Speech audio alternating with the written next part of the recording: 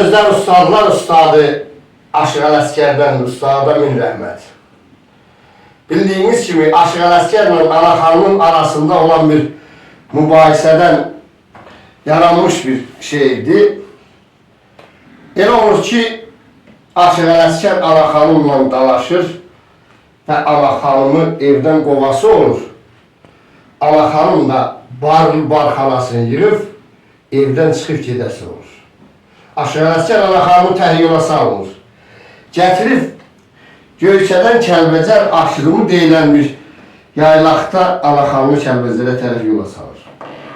Evə qayıdır ki, oğlu Bəşir əlində silah qapının astanasını kəsib. Ay ata, ay ata, deyilənə görə anamı sən döyüş yola salmışsan. And ola Allaha ki, anamı bu dəqiqə qaytarmasan başına bir badram olaram. Ay oğul, etmə, eləmə. Anam mənim nə işim? Mən anana nə demişəm ki, özü küsür gedib. Deyir, yox, ay oğul, ay ata, anamı bu dəqiqə qaytarırsan. Ələsgər baxır, görür ki, beynikan bir cavandır. Nə desən gözləmək olar?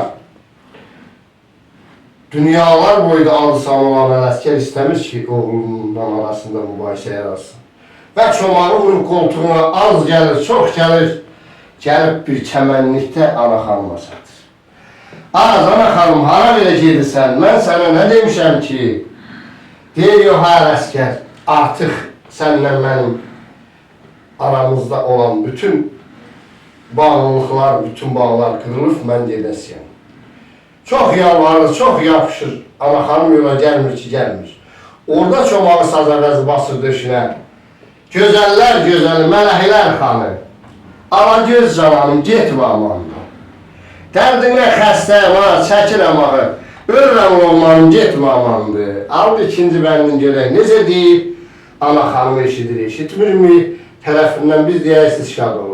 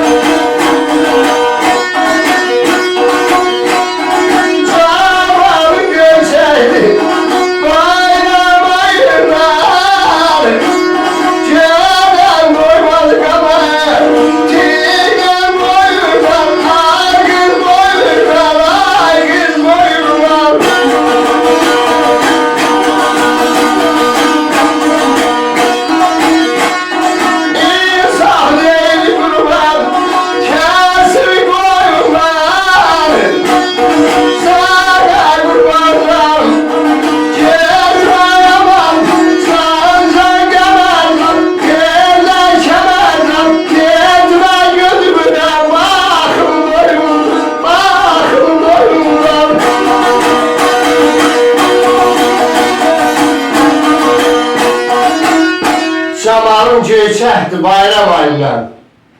Ələsgər baxır ki, bunun heç olmasa könlünə yatmaq üçün, qəlbinə yol tapmaq üçün yenidən, bunun heç olmasa bir tərif desin, bunu bir razılığını alsın. Camalın Göyçəkdir bayram ayından. Az vallah görən doyur iqamətindən, boyundan. İnsafdır qurban kəsim qoyundan, sənə qurban canım getmə, amandır. Dedi, Ələsgər, and içmişəm. And içmişəm ki, 7 kuzu 40'ını səni dindirən deyiləm. Allah axırıncı bəndin görək, necə deyir? Ana xanım yola gəlirmi? Eşlənmə sağ olsun.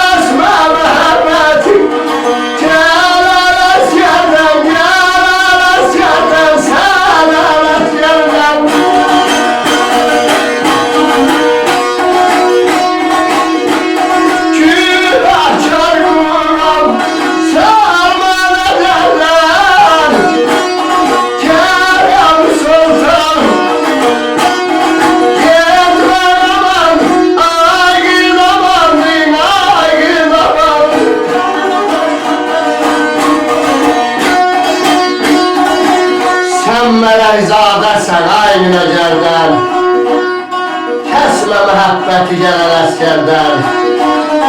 Günahkar kulunam ey salma nəzərdən, Kərəmi Sultanım getmə amandır. Hə, əzizlərim, söz tamama yetib, amma ana xanım qaydası olur. Sağ olun, var olun.